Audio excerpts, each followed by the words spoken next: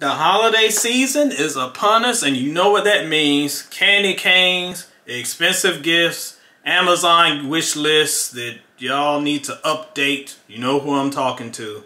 And it's also time to hear that Mariah Carey song for the millionth time in my life. I gotta be careful with this video, y'all. The Mariah fans are kind of nuts.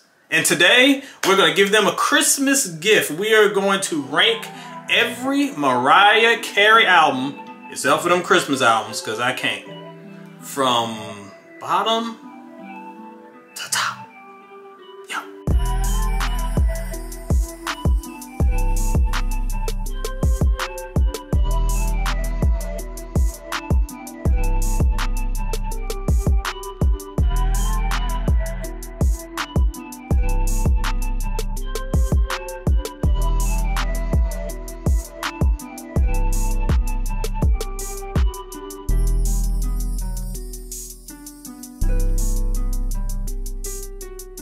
What's up, players? Thank you for joining your boy again for the latest edition of the Soul and Stereo Sessions here on YouTube. And I've been looking forward for this one for a while, and I've been getting a lot of requests. Yes, we are ranking Mariah Carey's entire discography. If you go to soulandstereo.com, you'll see that I ranked her discography a few years ago, but she's got at least one new album since then. It gets added to the list, and it's in a pretty good placement. I think y'all will be happy. But before we get to that, you know the house rules. You know what you do when you come to this video. The first thing you do is you hit like. The second thing you do is hit subscribe if you're late to the party. And the third thing you do is you share that thing, player, because we want to spread the good word. We want everybody to see what we got going on up in here.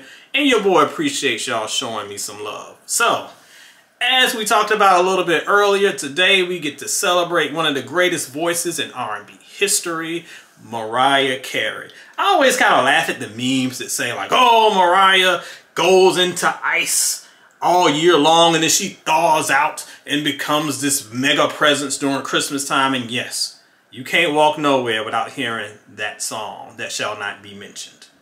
Ugh. I ain't playing that one. Couldn't play it anyway because I'll get demonetized and taken off of YouTube. But I don't want to hear it because I've already heard it. However, we act like Mariah isn't one of the best of all time, one of the best discographies of all time, and that she's just like some weird Christmas ghost. She is not one of those things that toss to Ebenezer Scrooge. She's got hits. She's still got that incredible voice that can only, like, you know, Siberian dogs can hear or something. But she's got hits upon hits. And today, we're going to talk about them. Let's get it going.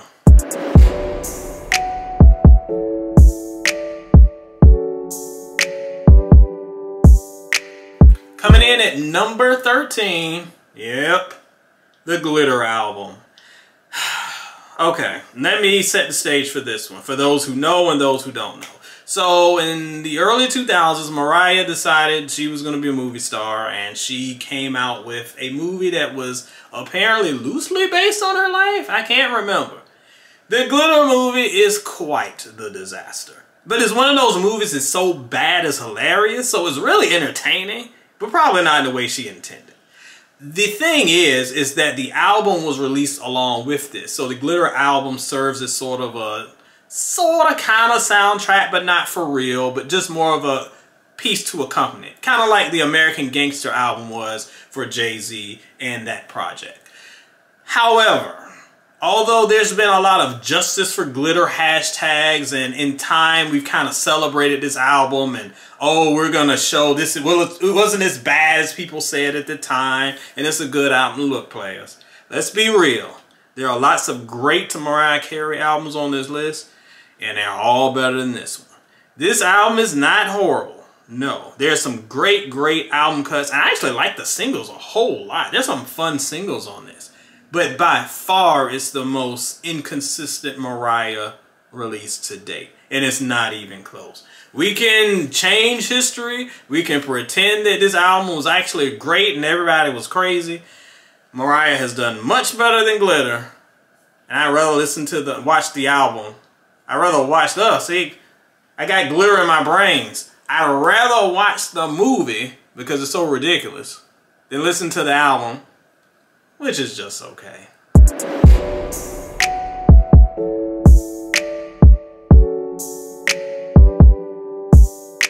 Coming in at number 12 is Memoirs of an Imperfect Angel. Mariah, your album titles are something else, sister.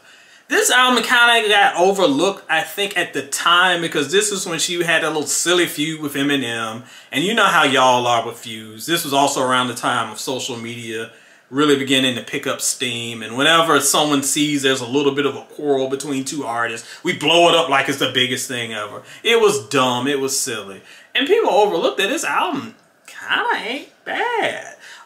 There are several strong offerings that I feel like don't get mentioned very often. As much hate as I have for Miss Nicki Minaj, her song with Mariah is one of my favorite Mariah songs and some of the best stuff Nicki has done. Some good ballads with Neo. This album is pretty okay. The problem with it, not only with it getting overshadowed by the big albums, is that just there's not enough to revisit. There are not too many tentpole songs for you to come back to and be like, oh, this is the album with blah, blah, blah. It's just an okay album. Mariah, again, rarely misfires. This one was just okay, and it could have been a little bit stronger, but hey, stuff to appreciate for sure.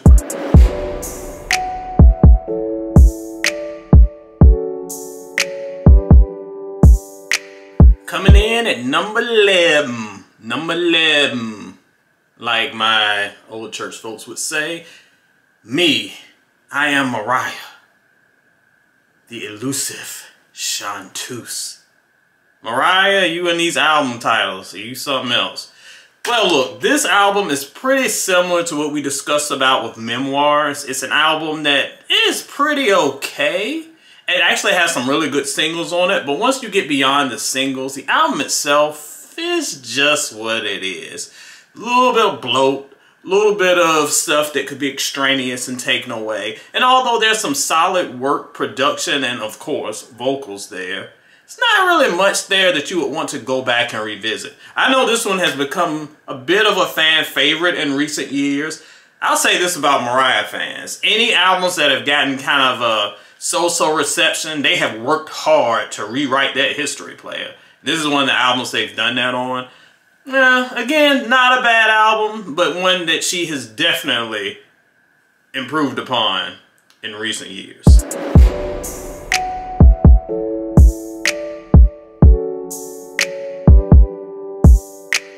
Coming in at number 10 is Charm Bracelet, another album that I don't feel like gets enough love, and it's a little bit better than some of its rep says. This is the album that came after the Glitter debacle. And because of that, she felt like she was trying to find her footing again. But I liked it. It was a little bit more true to Mariah's core sound. And because of that, it kind of flowed a little bit better. We got hip-hop influences. Love the joint with Cameron. But even so, she, as I said before, she was trying to refine her footing. And she would pretty soon. We'll get to that album down the road. But here it was kind of baby steps. She was trying to regain her footing. She was trying to regain her focus and really reestablish herself in the 2000s as this new artist. I've talked many, many times on Soul and Stereo and the Soul Back podcast. Check that out. About how every decade or so, I feel like music shifts over and veteran artists have to reestablish themselves and find themselves because they're speaking to a new audience and new generation of fans. Mariah was about to do that, but she hadn't quite done it yet, which makes this album a kind of a stopgap on that journey. Not bad though, and I think it's a little bit better than it probably gets the love for deserving.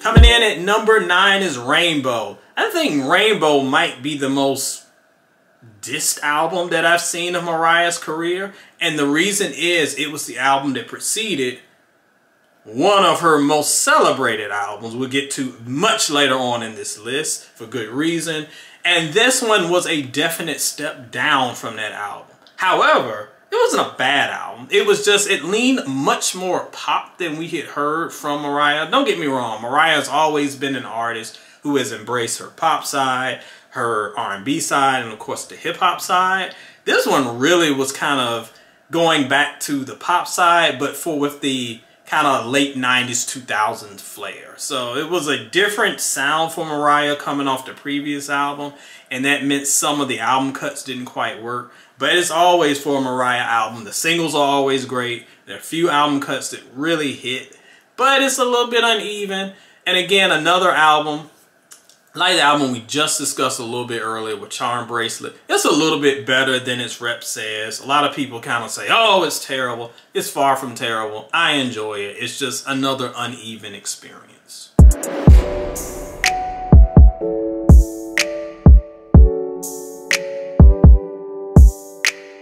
Coming in at number 8, E equals MC squared. One of my favorite album titles of all time because it's the sequel to Emancipation of Mimi 2. So E and the MC and the 2, and y'all missed it. Y'all missed the message. The album title is great, and I think this album is really fun. A lot of what you'll notice with these Mariah albums is their reputations kind of get a hit when they're coming off of a big release. E equals MC squared was another album that came off of a landmark Mariah album, and because of that, people see the sequel like, oh, this isn't as good as the last album. Yeah, you're right. It's not as good as the last album. But this was a really good album in my eyes, and one that just absolutely does not get the love it deserves. When it comes to the foundations that were set by the predecessor, the album that kind of helped reestablish Mariah for this new decade, this album leans into that. And it might lean a little bit too closely, and that's why it feels a little bit kind of like a clone in some ways. It feels like a lesser version. I ain't gonna lie, it kind of is. But when you're copying and pasting from some of your best work, I ain't mad, because you're copying and pasting from the best. It's a little bit kind of removed from the greatness that are there. Some of the songs there are kind of a little bit more formulaic for me. It wasn't as creative. But what we got was really strong and a really solid listen from front to back. Of all Mariah's albums, I feel like this one is the most underrated, and it's one that even I still listen to today. Actually, listened to it the other day. Album's good, y'all. Y'all slept.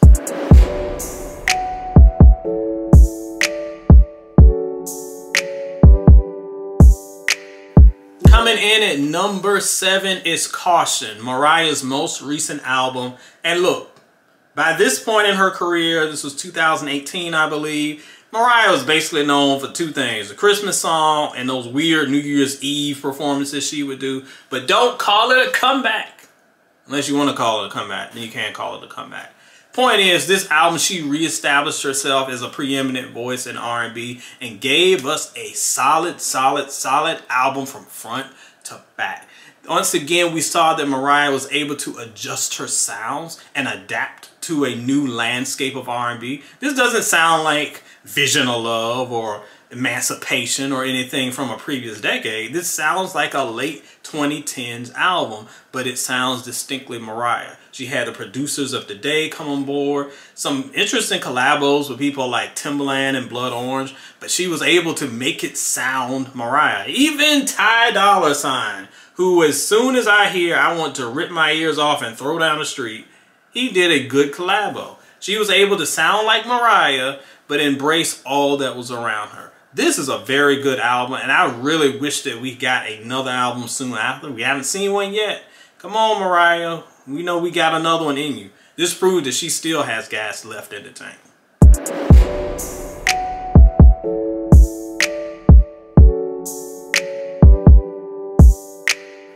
Coming in at number 6 is Emotions, the old sophomore slump. Worried, could Mariah do it again the second time? This one proved that she could. And this album leaned a lot more to Mariah's gospel roots than we heard before. So she was able to take that pop sound that she redefined there and slap on a little bit of the gospel love and show that she could really do something with her vocals. Emotions honestly isn't one of my favorite albums from Mariah, but when it comes in terms of quality, she proved that she was not just a one-hit wonder. It wasn't a one-time thing. She was able to step it up, and this proved that she was a hitter and going to be staying in the game for sure.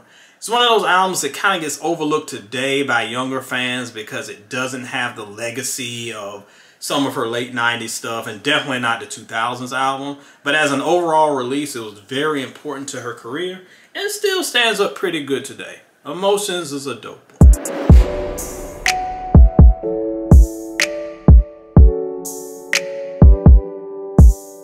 Coming in at number 5, we going with the debut, Mariah Carey. And for this one, I'm going to get a little bit of help.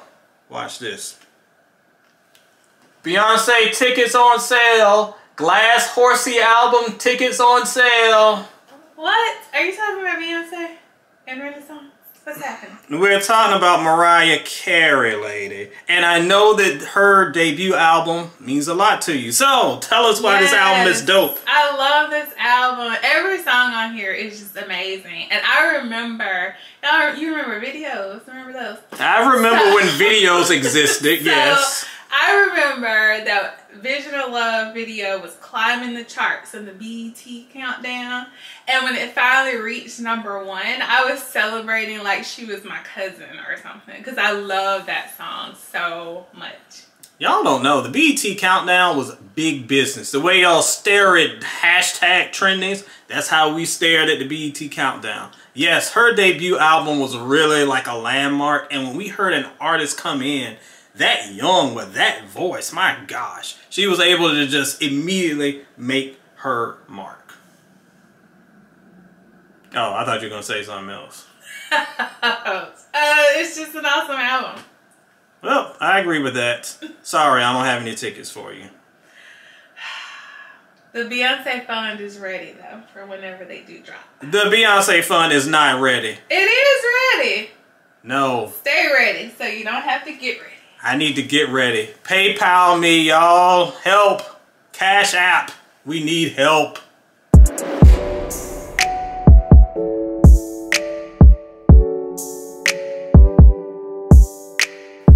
Coming in at number 4 is Music Box. And if you like me, y'all still tired of that Mariah Hero song.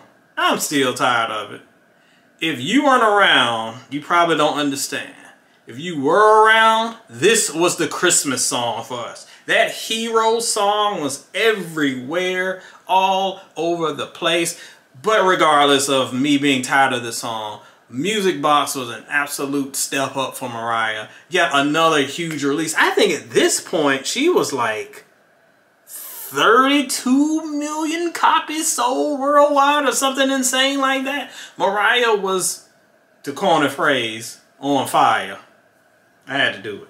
Anyway, Music Box was able to step up that legacy because in '93, by the time music began to change and shift away from the New Jack Swing sound, that new format was getting, kind of ground was being broken. And Mariah was one of those artists who were adding to that, kind of taking the pop sound a little bit, gospel influences, rooted in R&B, and have a sound that's really reflective of all genres. And that's why it was able to be more accessible to more fans, because it didn't sound like one specific thing. She had elements of everything in her voice. That's why the Music Box title is so apropos, because it's a little bit of everything. Sonically, it gives us what we wanted, but it's able to appeal to different audiences. Another album like Emotions that doesn't quite get mentioned today just because of she has so many other great albums, but absolutely an album that's important to Mariah's legacy.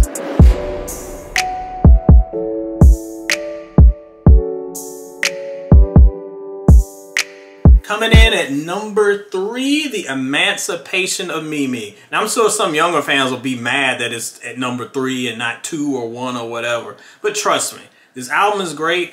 And most importantly, there's no reason this album should have been that good. We thought by this point in Mariah's career that we had seen the best of her. She had a couple years of kind of some so-so albums that weren't bad, but were okay. And it's fine. Every artist peaks and then they kind of go down a bit. This is just kind of what it is. We're all used to it.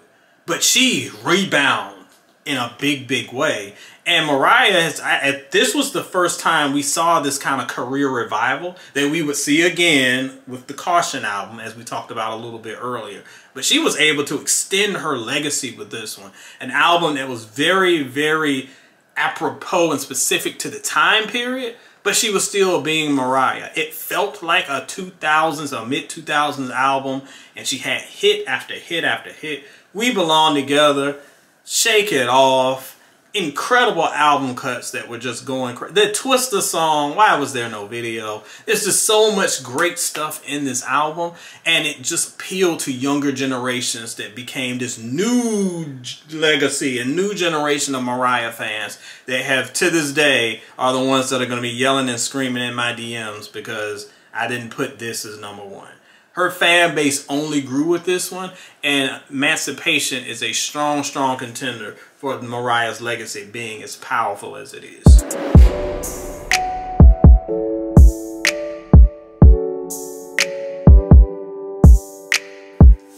Coming in at #2, some might disagree, but it's my list, I don't care, Daydream. Mariah has a ton of great albums on this list. The last 5 or 6 albums that I mentioned are better than pretty much anything I've heard in R&B in the past 10 years. Not exaggeration, they're that good. However, what goes overlooked with Daydream is how Mariah was able to change the game. We talked earlier about how she's always been able to take R&B and gospel and pop and mix it together.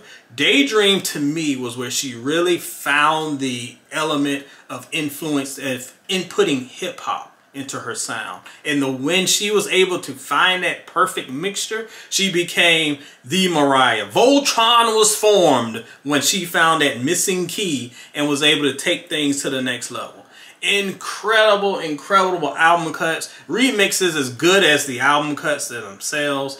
Overall, the album is just a solid listen front to back. And in terms of quality, it's almost neck and neck with the #1 album on this list. You can call them 1A, 1B. They're that good. And I love that you can go back and listen to this album and pick out songs that should have been like, why wasn't this a single? Why wasn't this a single? Why wasn't a video for this song? When an album is that strong front to back, you know you have a keeper, because it's not just a hot song and a collection of also-rans. It is a full body of work. That is what Daydream is, and that is when Mariah became the next level Mariah. When she embraced that love of hip-hop and took all of them to another level.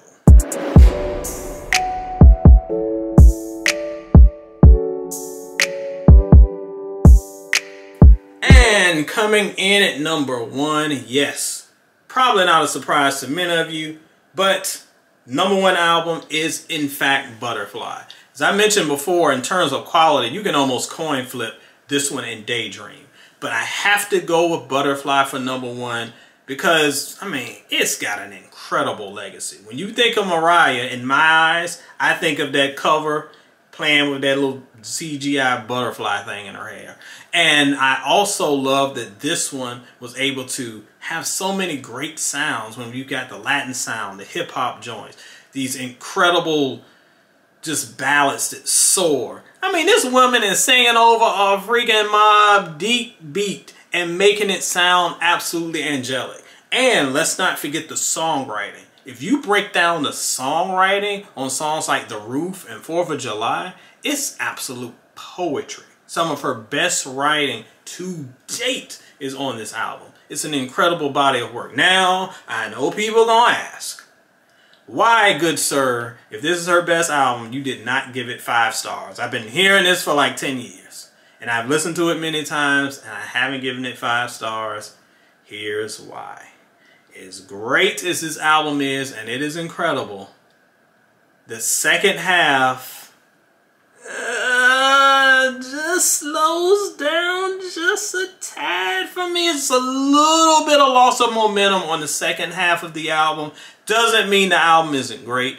doesn't mean the album isn't a classic. As I said many times before, I believe an album can be a classic regardless of the star rating, because an album's classic status isn't so much about being perfect, it's about the legacy it leaves. This album is by far Mariah's defining work. It's one of the shaping albums of the late 90s and one of the more influential albums of the late 90s. All of that combined, yeah, I can make some quibbles about quality near the end. Doesn't matter. It's an absolutely legendary album. A true classic and Mariah's best album to date.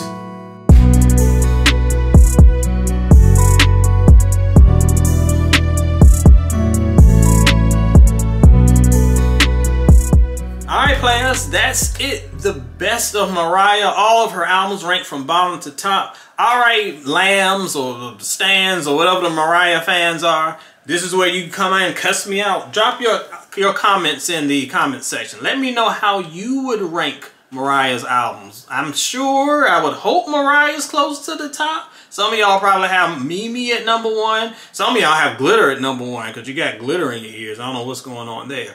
But let us know. Let's have a conversation. Just don't get too crazy. Don't get me kicked off of YouTube. Anyway, this edition of the Soul and Stereo Sessions is a wrap. Enjoy your holidays. Avoid that song, which I know you can't. And play on, players.